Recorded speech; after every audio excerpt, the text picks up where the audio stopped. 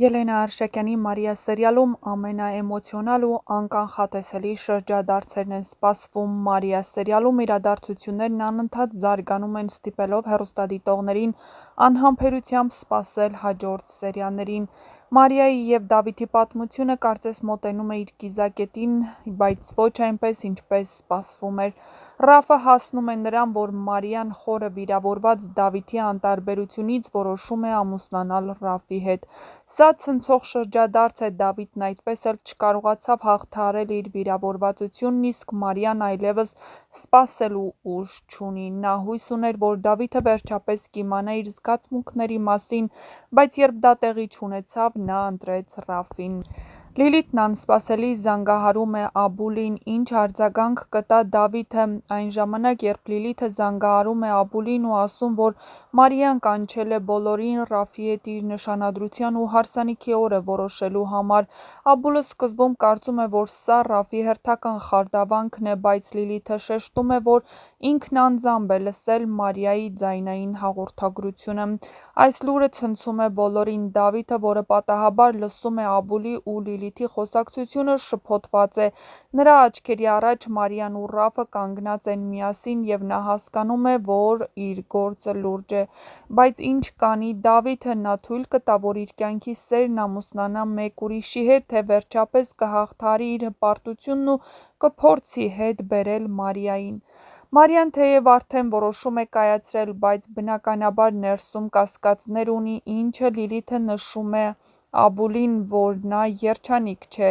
Նա հասկանում է, որ Ռաֆի հետ ամուսնանալն ուղղակի վրեժ է Դավիթից, ոչ թե իրական զգացմունք։ Ռաֆն էլ իր հերթին հաղթանակած է զգում, բայց միևնույն ժամանակ անհանգստացած։ Նա գիտի, որ Դավիթը հեշտությամբ չի հանձնվի։ Այն պահը, երբ Մարիան առաջին անգամ հագնելու է իր նշանադրության զգեստը, լի է լինելու հակասական զգացողություններով։ Նրա սիրտը դեռ Դավիթինն է, բայց նա իրեն համոզում է, որ ճիշտ որոշում է կայացրել։ Հավանաբար հենց այն պահին, երբ բոլորը պատրաստվեն Մարիայի ու Ռաֆի նշանադրությունն, Դավիթը կհայտնվի։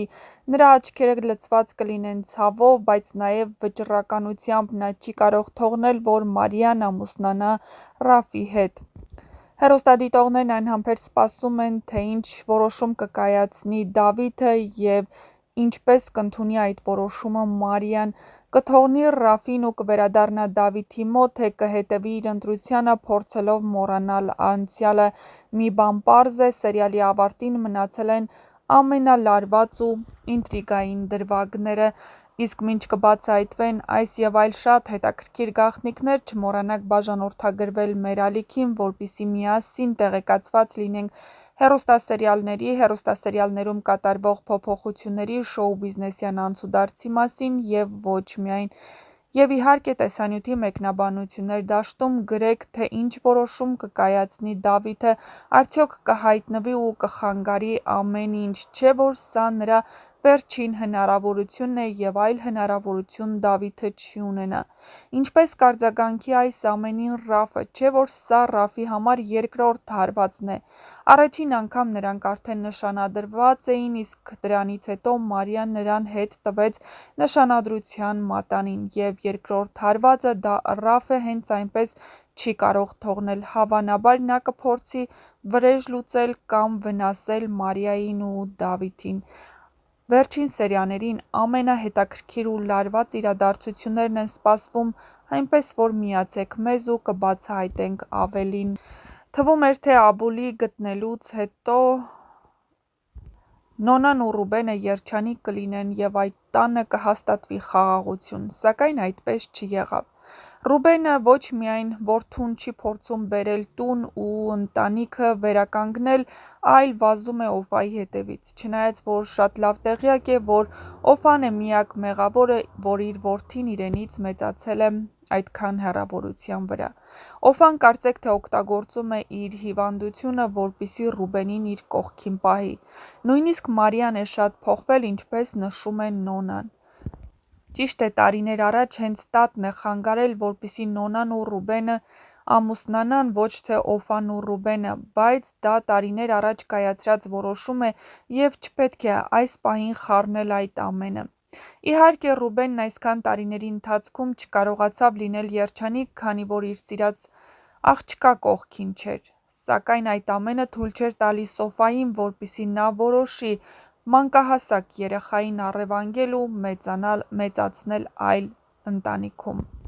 Եվ վերջապես, սա հանցագործություն է և ինչ-որ մեկ այս հանցագործության համար պետք է պատասխան տա, քանի որ տարիներ առաջ երեխա է առևանգվել։ Ինչու է այսպես եղել և ինչպես է ստացվել, որ այս երեխան այսքան տարիներ մեծացել է առանց ծնողների, մեղքը Օֆայինն է, բայց Օֆան փորձում է Ռուբենին իր կողքին պահել։ Նույնիսկ շատ վիրավորական խոսքեր է ասում Ռուբենի մորը, իսկ Ռուբենի մայրը բնականաբար դեմ է, որպեսզի իր որդու ընտանիքը քանդվի։ Մարիան էլ չափերն անցնում է ու տատիկի հետ խոսում շատ կոպիտ։ Համաձայն եք, որ Օֆան ու Մարիան կոպիտ խոսեցին այն ընտանիքի հետ, ով պահել ու մեծացրել է Մարիային, դաստիարակել ու տվել իրենց սերը անմնացորդ։ Գրեք ձեր կարծիքները։